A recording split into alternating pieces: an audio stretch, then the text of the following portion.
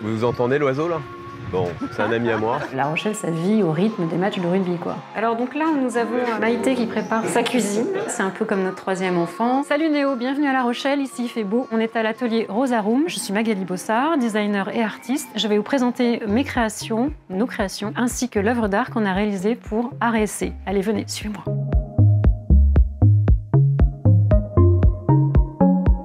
Le projet Art et Essai, c'est 14 artistes qui ont été sélectionnés dans toute la France. Chaque artiste doit produire une œuvre d'art pour mettre en évidence, en tout cas pour créer un lien entre l'art et le rugby. C'est un projet qui a été porté par Total Energy. Là, on se trouve à 5 minutes de la maison. La mer, marée basse. 2019. On n'en pouvait plus de la capitale de Paris. On a fait toute notre carrière là-bas et on est parti avec nos valises. Et on est tombé amoureux de La Rochelle. C'est un environnement plutôt serein, calme, propice à la création. C'est sûr que c'est un cadre idéal. C'est aussi un choix de vie. On le sent pas à la vidéo, évidemment, mais là, on est en train de ressentir les embruns et ça fait un bien fou. Voilà notre cadre. Notre cadre. Le travail.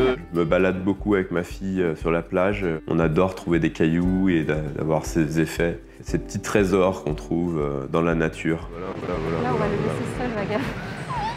Ça, c'est très intéressant, par exemple. C'est comme celui qui constitue un herbier, quoi. Le rugby, ça fait partie de la vie locale, ici à La Rochelle. On vit au quotidien avec ces matchs, cette ferveur, les voisins. C'est très local, en fait. Il y a vraiment... La Rochelle vit avec le rugby, quoi. Donc, tu peux que adhérer à cet esprit. Ça a commencé avec mes voisins qui m'ont dit « Mais t'as pas mis ton drapeau aujourd'hui?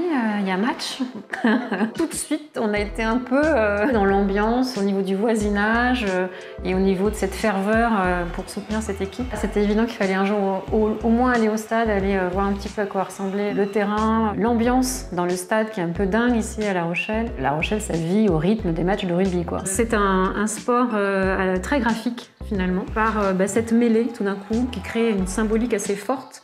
Se porter, ce pilier, c'est un sport visuellement graphique. Et donc, c'est hyper inspirant pour nous, cet assemblage de formes. C'est ce collectif qui vient un peu faire une seule unité et une même force, ce qu'on ne trouve pas forcément dans le football. Là, il y a vraiment des très beaux tableaux graphiques, comme un peu au théâtre. C'est comme une chaîne et un maillon, et on rejoint un peu cette histoire de totem dans cette accumulation de formes qui crée une sorte de force et de stabilité. Voilà, il y a vraiment cette notion de pilier, quoi. Alors donc là, nous avons Maïté qui prépare sa cuisine. Pigment noir. Attends, on va déjà enlever le modulo. Rosarum, c'est une marque d'objets déco intérieurs qu'on a donc fondée ici à La Rochelle. Déjà, l'idée du nom, on s'inspire du nom de notre fille, Rose. C'est un peu comme notre troisième enfant. On s'inspire de l'art et de la nature. On travaille à partir d'une base minérale. Une roche saline à l'intérieur de laquelle on intègre de l'acrylique sans solvant et des pigments naturels. La particularité de cette matière, c'est qu'il y a un aspect soft touch qui est hyper intéressant. C'est à la fois doux, mat et lisse. C'est ce fini-là qui nous a vraiment plu en travaillant cette matière. Moi, je crée les idées et après, Antoine galère pour réaliser. Mais non. Mais on y arrive toujours in fine, c'est ça Sans s'engueuler. Magali, est-ce que tu peux aller me chercher du pigment noir? Est-ce que tu as besoin d'une petite spatule? Et une petite cuillère ou spatule? Une petite cuillère. Une petite cuillère. C'est très très fin, ça ressemble à de la farine. On ajoute, donc après c'est un ratio d'une matière acrylique sans solvant. Il y a 0 solvant, c'est à base d'eau. Et après, il y a le pigment naturel qui vient nous donner la couleur qu'on veut, qu'on souhaite. Là, c'est comme si j'étais en train de préparer une pâte à crêpes. C'est une matière qui sèche très très rapidement, donc il faut vraiment être assez réactif parce qu'en 15 minutes, la matière commence déjà à se figer. Ça, c'est une base que je vais venir colorer en noir. On a bien mélangé les pigments.